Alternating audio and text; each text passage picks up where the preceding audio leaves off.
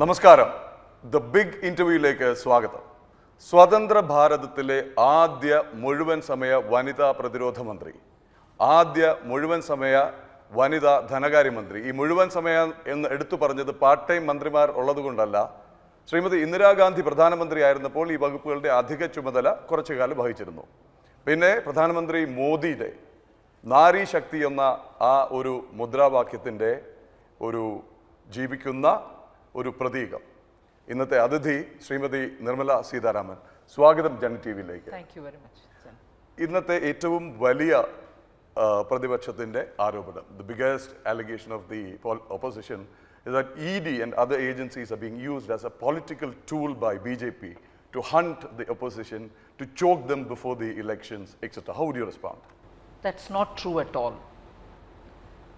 ED or any law enforcement agencies cannot build a case up overnight. So it's not as if, oh, election has come, I need to oppress the opposition, so I am putting a case today. Tomorrow it comes up for hearing, day after I am arresting you. No, it doesn't happen that way. It takes immense lot of time and evidences and proper process to build even a case. Now, in the cases of many of these political bigwigs that you are referring to, cases have been piling up. Some of them were even filed for the first time even during UPA time. They are coming to fruition now. So, it is election time, therefore. No, it has been, due process has been taking all these years. They are coming close now. So, the other question which comes in my mind is, just because it's election time, the fight against corruption will have to be stopped? Just because they are opposition leaders? Otherwise, a common citizen, if he does something wrong, the law goes, law enforcement goes, agencies ask them questions. So, for a common citizen, whether it is election time or any other time, it goes on doing its job.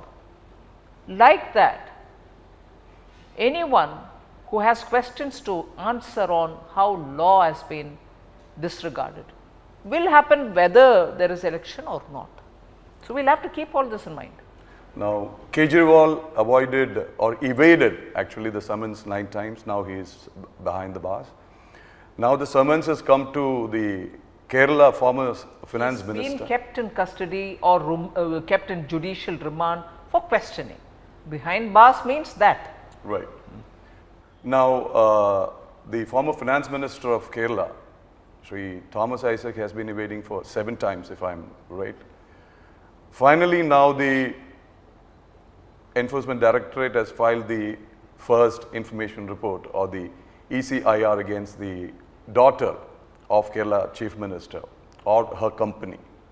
Now, so is the ED closing in on Kerala politicians too? Well, wherever the cases are maturing to come to that point, it will reach that point and institutions will have to be respected by responding to them. I do not want to quote this, but it is an example before us. Even at that time, it was closer to election. When the Chief Minister of Gujarat, it was also closer to election. You did not mind doing it? And how did he respond? He went honorably, said, I do not need anybody with me, I am going, sitting, let them ask me questions, came out of it after about 7-8 hours of non-stop questioning and stood before the media and said, they asked me to come, I have answered every question to the best of my capability and now I am going back. He did not evade. That was also before an election. And the Supreme Court and layers of court and various appeals going to the Supreme Court level proved that those were politically motivated. Now, that is not what is this one. The set of allegations and the FIRs are based on things which happened over the years, and some, as I said, happened and FIR or the first case was filed during UPA time. Now, the ED has been active in Kerala for quite some time. Not a very good news. One is the cooperative bank sector, where several scams have broken. And the Prime Minister himself has assured the candidate there that the culprits will be brought to book, and more importantly, their deposit, their money will be returned.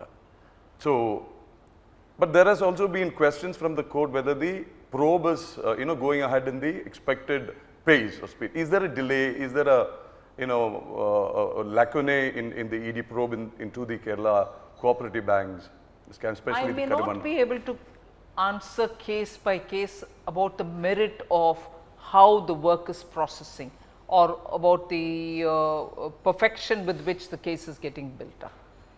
But it is a fact that evidence and also witnesses, gathering witnesses and bringing in evidence and also putting all the papers together, answering every question of the courts does take time.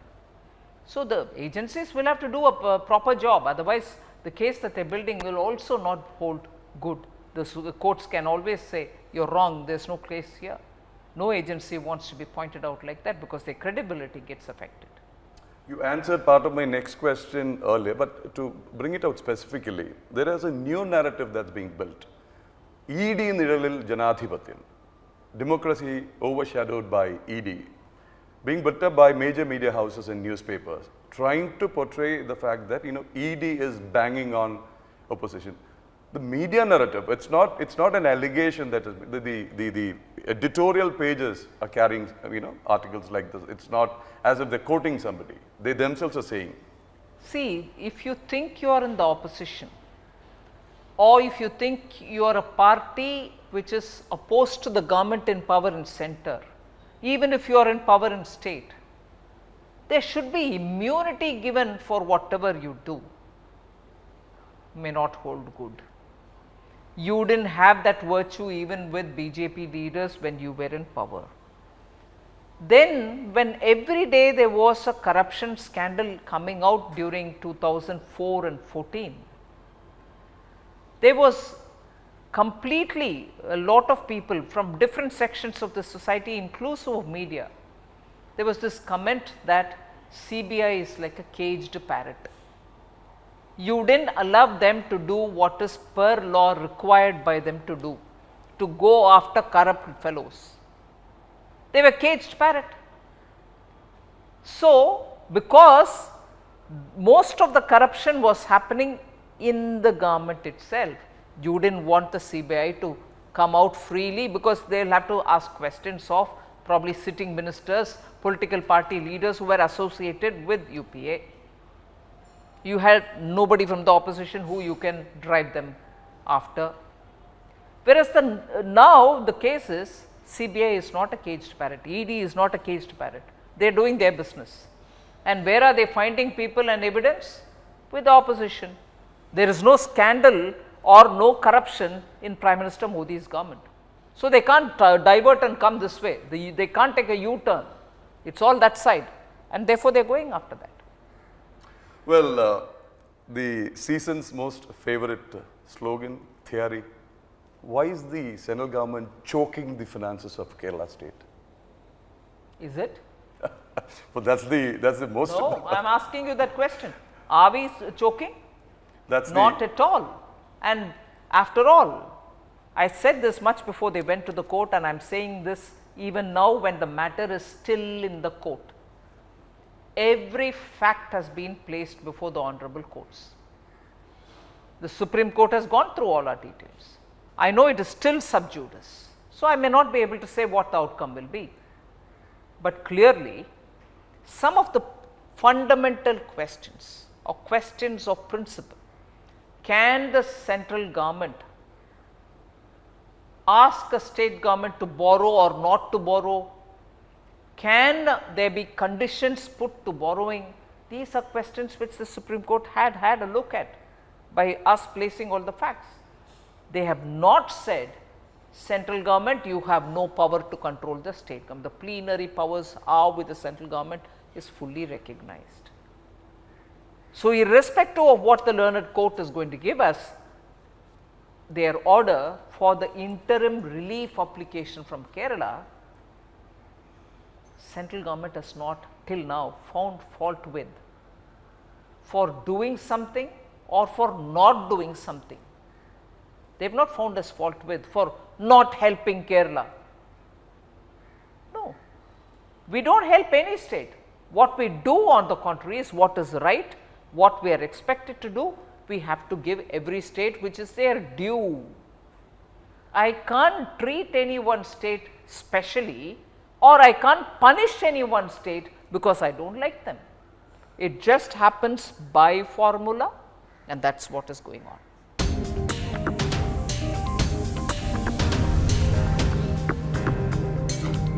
Proceedings in the court was quite interesting. It looked more like a negotiation between two parties, with the Supreme Court trying to play the role of the mediator, asking Centre whether you can give this, when asking the state of Kerala, why don't you take this now and wait for the next round. The state says no.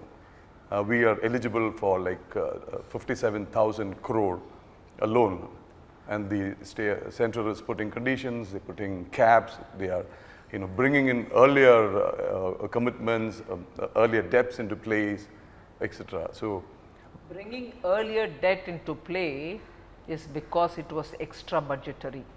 You are not allowed to do it. And that was not a treatment offered only to Kerala. There were other states which also did similar things, which were pulled up by the CAG, and the treatment that we have provided for Kerala in correcting the course is exactly the treatment offered for other states as well, was similarly placed. So, there is no choking. Well, if I will take this opportunity, I will certainly say the left government does not probably know how better to handle their own resources. Their fiscal management is something which they may want to introspect on. Fiscal management is something which the government will have to introspect on. I have also heard, oh, the central government's borrowings are going up, so how can they accuse us?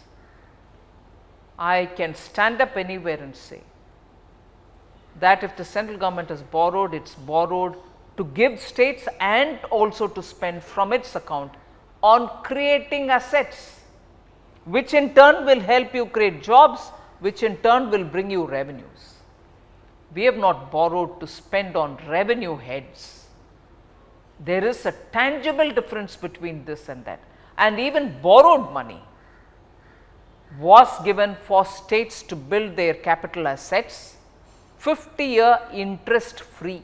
That is not a burden on the states, it is a burden on me, because that is borrowed money I am giving, I will pay back. I am not asking you to pay back, but I am encouraging you to take that money as interest free 50-year loan, which after 50 years you know what worth it will be, but in the meanwhile spend on creating assets.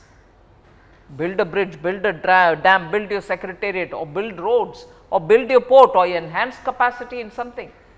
Thereby it will go towards creating jobs and bringing value addition. So, all borrowings are not comparable. You borrow for, I do not know for what, and then keep it outside of budget. So, assembly does not approve it, it is happening outside. Is that right? But the repayment will have to be done by the state's finances. Is that right? When a company under the government, state government, borrows money, it borrows on its income sources, and that borrowing will be paid back by that company. If after that borrowing, the state government will have to pay that money back, was the original approval taken from the assembly to borrow? No. That is where the difference lies. For the benefit of the viewers, you were referring to the KIFBI and the Masala bond, right? KIFBI. KIFBI, right. Now, my question is, the state government has failed in paying the welfare pensions for a long time. It kept blaming the earlier government, but it's still in default about 4 months. Because of the elections, they managed to pay 2 or 3 months arrears. Last month, probably for the first time in the recent history, salary payments were delayed, pension payments were delayed, and for all that, once again the blame comes back to the union government, saying we couldn't because the union government didn't help us. So my question is, you have already answered that, but my question is, do we use this borrowed money to pay pension, to pay salary, and to pay interest? You gave me a totally different idea. So how does this argument? Yes, they want to blame the center because they want them center to give the state monies to pay these sort of committed expenditure. Salary, pension, servicing of your loan are all called committed. If a state government is running its affairs, I am sorry to comment like this, because I normally do not specifically talk about any one state, and even now I do not want to talk about any one state, although you are asking me specific to Kerala.